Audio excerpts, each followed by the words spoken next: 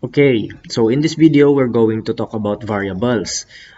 Variables in Python are containers. So they can contain any values, any data value. It can be either numerical or non-numerical. Okay, kagaya nito. A is equal to 5. 5 is a numerical data and we placed it inside the variable A, or we assigned it to variable A. So therefore, ang value ni A is 5. Dito naman, instead of numerical, non-numerical siya. Ibig sabihin, we assigned a value which is a non-numerical, and that is this text, Ferrari. Okay, or this is string. Okay, and then yan, we printed it, we displayed it using the print function, and it displayed Ferrari. Ito yung output niya.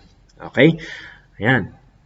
So, dito, yan, pag gagawa tayo ng mga variables, when creating variables, when naming them, okay, we can name it, it can be as short as X and Y, or pwede rin na more descriptive yung ating variable names, kagaya ng name, age, or weight, no? Lalong-lalo na pag gagawa tayo ng mga variables na may specific purpose, ilagay na natin doon kung ano yung purpose ng variable na yun by naming it according to its purpose, no? When it comes to naming variables in Python, we follow this rule. So ito yung mga rules na tandaan dapat natin when creating variables. A variable name must start with a letter or the underscore character. So laging nagsisimula yan sa letter or underscore. Okay? A variable name cannot start with a number. So hindi pwedeng magsimula siya sa number.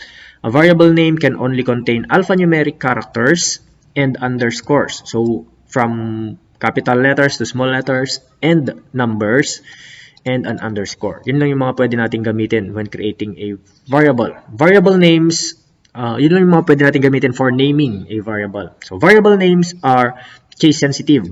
So itong mga to, age na may capital letter A at age na capitalize lahat, they are three different variables. So magkakaiba sila. Okay? So magkakaiba yung mga yan. So if we are going to try it, let's try, say for example, we have dito, lagay natin dyan, no? We have A is equal to, let's say, age is equal to 5, and then we have age is equal to 6, and then age na capital letter lahat equal to 10. Ayan. So magkakaiba yung mga yan. So pag ipiprint natin yung age na maliit lahat, 5 siya. And if we print yung age na capital lahat, that is 10. Ayan. Okay, so magkakaiba. Case sensitive. So ang Python is case sensitive. Kung merong mga capital letters, it should stay as a capital letter. Okay, it should stay as uppercase. Kaya tinawag siyang case sensitive, no? Pag uppercase, uppercase lang. Pag lowercase, lowercase lang. So small letter lang. Okay, so that's how we create variables. Okay, so the following examples of variable names are valid also. Ito yung mga example ng mga variables. So valid, pwede lahat yung mga yan. So sabi natin kanina, nag-start siya with letters. So nag-start lahat yun ng mga letters or underscore. Okay, so pwede siyang magkaroon ng capital letters, kaya yan, magkaroon ng numbers, as long as yung mga number na yan, wala dapat dito sa unahan. Okay, so hindi pwedeng mag-start sa number.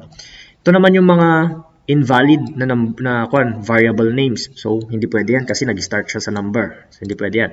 Hindi rin ito pwede kasi merong space. Okay, invalid yan. Hindi rin pwede itong brand name na yan kasi gumamit siya ng dash. Dapat underscore sana para pwede siya, no? Okay, so yun yung mga variables. Okay? Ano pa yung mga hindi natin pwedeng gamitin na variable? Itong mga to, meron tayong tinatawag na reserved words. So itong mga nakalista na to, these are some of the names or words na hindi natin pwedeng gamitin as variable names. Okay? So hindi natin, kasi may ibang purpose itong mga to, kaya hindi natin pwedeng gamitin as variable names yung mga yan. Okay? So those are the variables. On our next video, we're going to talk about the data types.